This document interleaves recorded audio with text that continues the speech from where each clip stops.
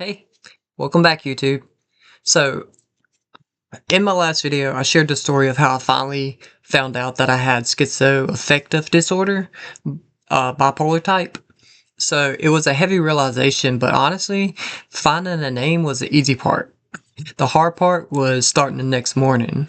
When you have this diagnosis, life feels like a constant balancing act between your moods and your reality.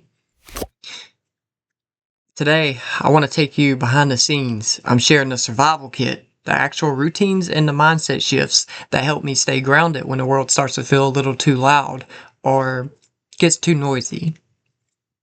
Now, before we dive into the tools, we have to talk about the noise.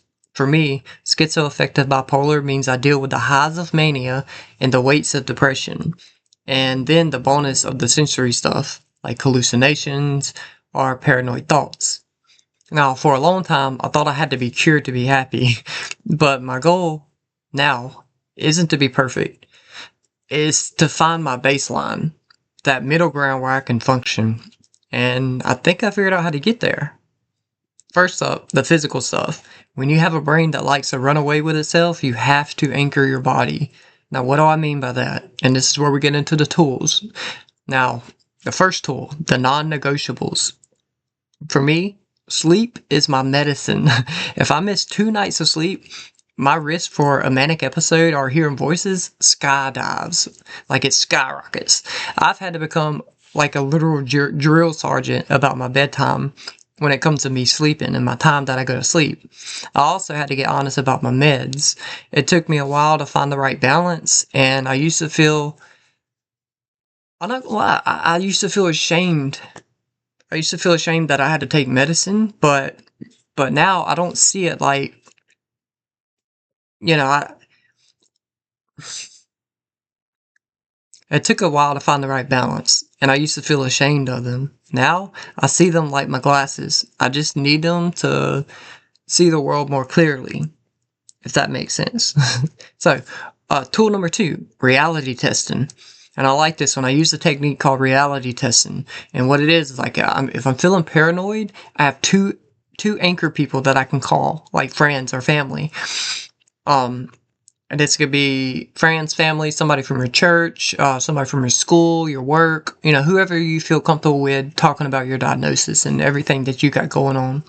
So I call them when I think like, if I have any crazy thoughts or I start thinking like people are watching me or talking about me or the CIA's after me or just anything like that, I can just call and be like, hey, so-and-so, I think X and X is happening. Is this true?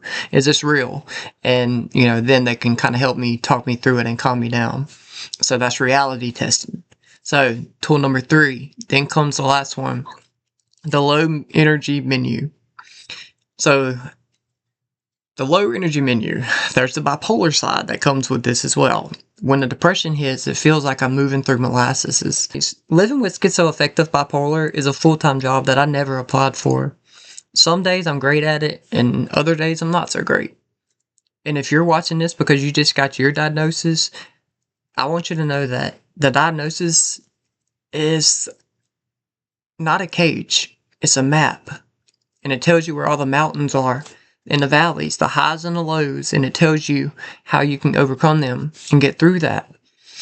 So don't think that you're alone. Don't think that you're stuck in life, and don't think that you have to do anything to harm yourself or others.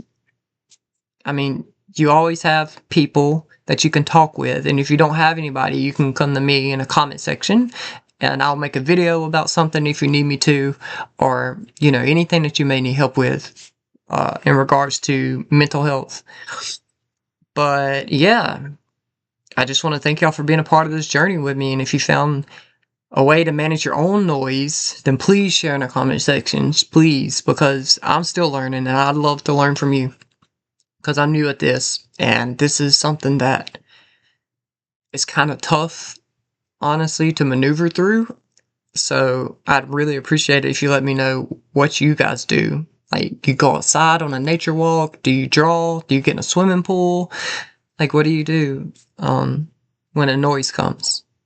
But that's all, folks. That's all for this video. If you found it helpful, don't be too shy to leave a comment. Go ahead, like and subscribe, because if you subscribe, it does help this video get to other people with these disorders or these conditions. I hate that word, disorders. Anyways, this is going to be it for this video, I believe. And yeah, I'll see y'all in the next one, guys. I hope y'all found this helpful. Peace.